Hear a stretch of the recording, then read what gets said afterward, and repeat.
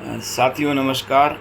हिन वक़्तु मां वेठो आहियां दादा भगवान अटलाणी साहब सां गॾु दिल्लीअ में।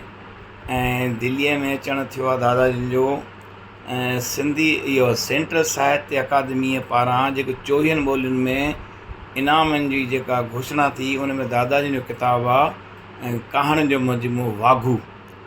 सो अॼु उन जो पुरस्कार इनाम ॾियण जो ॾींहुं आहे। हिते प्रोग्राम जो अकादमी जो आहे उहो 30 मार्च खां 4 अप्रैल तक हलंदो। सो हींअर बसि थोरी देरि खां पोइ, अॼु तारीख़ 31 आहे, 31 मार्च 2026 ऐं अधु मुने कलाक में प्रोग्राम शुरू थियण वारो इनामनि जो 24 ॿोलियुनि जे राइटरनि खे इहो इनाम मिली रहियो आहे, जंहिंमें भगवान अटलाणी साहिब जो किताबु वाघूअ खे मिली रहियो आहे। सो अटलाणी साहिब झूना अदीब आहिनि ऐं मशहूरु आहिनि, उन लाइ का नई वाक़फ़त कजे अहिड़ी ॻाल्हि न आहे। पर हाणे सुवालु इहो आहे त हिन किताब में जेके कहाणियूं आहिनि, उनजो विषय या उन में छा विशेषता हुई जो तव्हांखे लॻो हिन में इनाम मिलियो ऐं तव्हां कीअं था महसूसु कयो? शिवानी साहब, मां जेके कहाणियूं लिखंदो आहियां उहे सामाजिक ऐं मनोवैज्ञानिक विश्लेषण ते ॿधलु हूंदियूं आहिनि। हीअ कहाणियूं बि इन ई ढंग सां आहिनि। हिकु ॿी ख़ूबी जेका ॾियण जी कोशिशि मां हमेशह कंदो आहियां, कहाणी समाधान ॾे, समस्या में उलझाए न। जेकॾहिं समाधान सिधो नथी ॾे त घटि में घटि समाधान जो इशारो त ॾे। पाठक खे रोले न, हेॾां होॾां घुमाए न। कहाणी दिशा जेकॾहिं नथी ॾे त मूंखे लॻंदो आहे त उन जो को मक़सदु पूरो नथो थिए। हीअ सभु कहाणियूं समाज जी अंदरूनी सतह ते वञी करे जेका दिलि में आन मान थिए थी उनखे पेश कंदड़ आहिनि। वाघू कहाणी पंहिंजो पाण में जंहिंजो सरल भाषा में जेकॾहिं मतिलबु कढूं त मगरमच्छ जी। त हिन में शार्ट स्टोरियूं आहिनि, नंढियूं नंढियूं कहाणियूं आहिनि, 13 कहाणियूं 13 कहाणियूं आहिनि हिन में, त जुदा जुदा विषय ते। त जेके कहाणियूं हिन में आहिनि जी, उहे कंहिं न कंहिं रूप में समाज खे, समाज जे कंहिं न कंहिं तबिके खे छुअनि थियूं, उनखे परेशान थियूं कनि। कहिड़े सन में किताबु छपिजो आहे? हीअ 2021 में छपियो। 2021 में छपिजो आहे। त तव्हांखे अकादमीअ जो इहो पुरस्कार में पहिरियों मिलियो ऐं हेॾा लेट थी विया भला?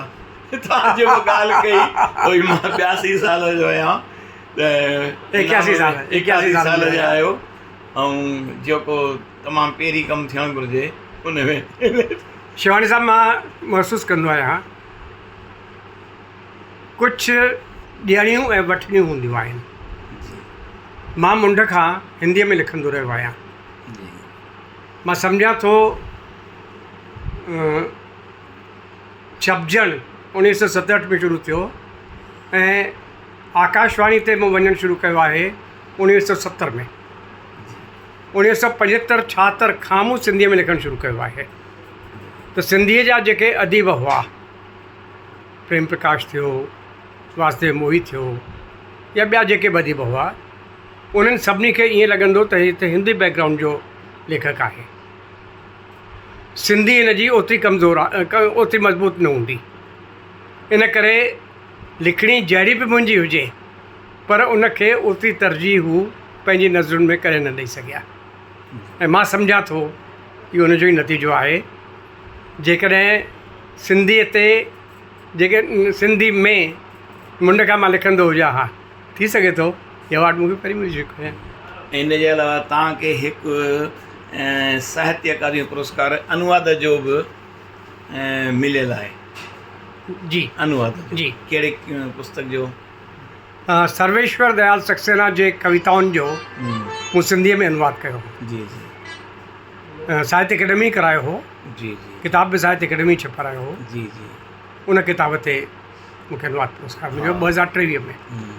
सो ही मेलो हिते जेको दिल्ली में लॻल आहे 5 ॾींहंनि जो आहे, ऐं नामदेव तारा चंदानी साहिब सां मुंहिंजी कुझु देरि पहिरीं मुलाक़ात थी। उन्हनि जो कंहिं में भाग हो कहाणीअ जो, ऐं मुंहिंजो कविता पाठ हो हिन प्रोग्राम में। इन सिलसिले में मां दिल्ली में दादा जन सां गॾु हुयुसि। सो उन्हनि सां जेका मुलाक़ात कई मूं तव्हां तक पहुचाई। गुज़िरियल साल मां बि कहाणी पढ़ी चुको आहियां हिन मेले में। अच्छा अच्छा। ऐं तव्हां के मोही साहिब जूं कहाणियूं सिंधी वारियूं हिंदीअ में? मोही साहब जो कहाणियुनि जो किताब हो चेक बुक।